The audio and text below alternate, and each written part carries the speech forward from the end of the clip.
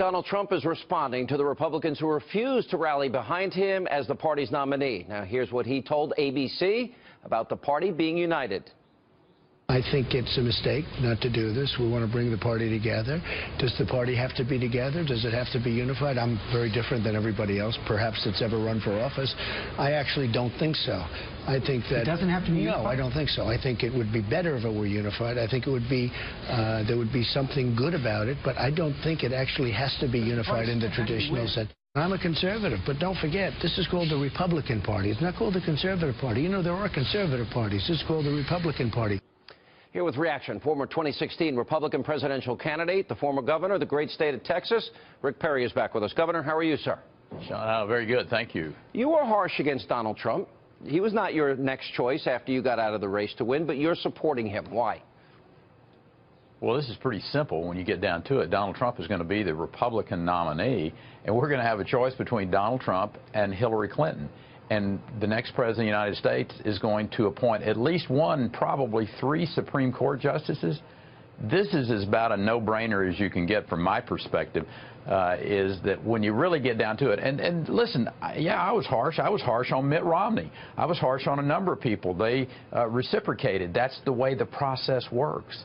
But, Sean, that's what we're doing. We're going through a process here, and Donald Trump is going to be our nominee.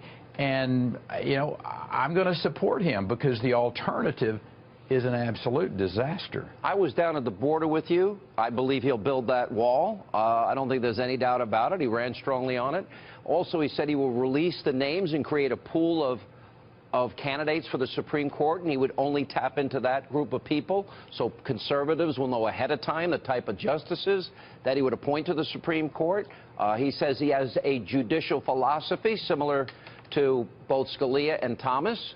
You think that'll give conservatives that maybe are on the fence some hope that things will be a lot better and different? It certainly should. And you know, when you hear him talk about, listen, Washington doesn't need to be deciding education policy in Washington, D.C., devolve that back to the states. I mean, that's a 10th Amendment supporter speaking there. And that's what I want in a president that doesn't believe that Washington knows everything and that all power evolves out of Washington, D.C., that the states are, you know, 50 laboratories of innovation. He believes that.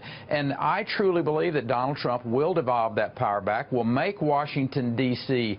as inconsequential as it can be. And that, I think, is what scares a lot of people who really have never seen that, and they've never, you know, they've never supported that concept. But if we're truly going to be Republicans, we're truly going to be conservatives, then that 10th Amendment needs to really it's huge. You know, there's a whole list of those issues, though. And he said he'd repeal and replace Obamacare. And he said he would appoint conservative justices to the court, originalists. He told me many times. I think you've made the point here. You've made the point about why people like me are going to be supporting Donald Trump. I mean, we agree on a whole lot more than we disagree on. I mean, if you want to split hairs, if you want to get your panties in a wad over this issue or that one, that's fine. But the point is, Donald Trump is going to be our nominee. He's earned it. And we need to respect that he's worked hard. You know, he wasn't my first choice. Matter of fact, he wasn't my second choice. But he's our nominee, and I'm going to do everything I can to make sure that we have an individual in the White House that's going to put people on that Supreme Court that are going to affect my kids 40 years from now with decisions. I want somebody that is going to put a conservative and a constitutionalist on that court. Here's Trump on being blindsided by Speaker of the House Ryan and by Mitt Romney, and I want to get your reaction to this. I like Paul Ryan. I think he's a very good guy. He called me 3 weeks ago, and he was so supportive. It was amazing, and I never thought a thing like this. I got blindsided by this. You feel blindsided by him? No, I would say stunned is a little bit, it's politics. I'm never stunned by anything that happens in politics. But I'm not, yeah, I was blindsided a little bit because he spoke to me 3 weeks ago, and it was a very nice call, a very encouraging call. I helped Mitt Romney a lot. And you feel like he was ungrateful? I believe I won him or helped him win 5 states that he was going to lose. Sounds like you think he was ungrateful? Okay? You think he's been ungrateful? He was ungrateful, which is okay. A lot of people are ungrateful, but he was ungrateful. They did not respond accordingly, and that's okay. What is your reaction? The Speaker of the House, he doesn't do a lot of interviews. He goes out and purposely does this interview to give that shot across the bow to Trump. Why? Why would it? Doesn't that seem like sabotage? I can't answer why the Speaker has given that answer, given that response.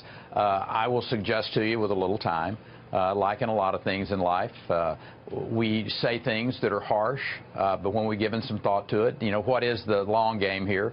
And, Speaker Ryan and Mitt Romney, they understand the long game. And the long game is we must have a Republican as the next president of the United States. And I'm trying to keep this simple. If for no other reason than those Supreme Court decisions, those Supreme Court appointees that are going to occur in the next 4 years. Let me ask you this. We've got to get that right. I've talked a lot about two things that I think would be good. Number one, promises to America, put it down on paper because people feel betrayed.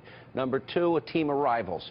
If Donald Trump calls you governor, I think you're one of the most successful governors in the country. Would you take his call and maybe be a part of his team? Well, sure, and I've said that, and I think that is important for people to look at what he's going to do and who he's going to do that with. Bringing in individuals, particularly on the political side, who have a lot of experience on how that process works. Like he said, listen, he's got the business side of this thing covered. He feels pretty comfortable about his military side of it. I hope I have the opportunity to share with him a little bit about the military side of it, not only as a veteran, but also as commander-in-chief, as a governor, and also just the relationships that I've had over the course of those years. And I'd certainly be open to having conversations about helping him in any way that I can. And any good American should do that. We should not allow any personal pettiness get in the way of getting this country back on track again. Governor, that's a powerful statement tonight. I hope other people hear you. Thank you, sir.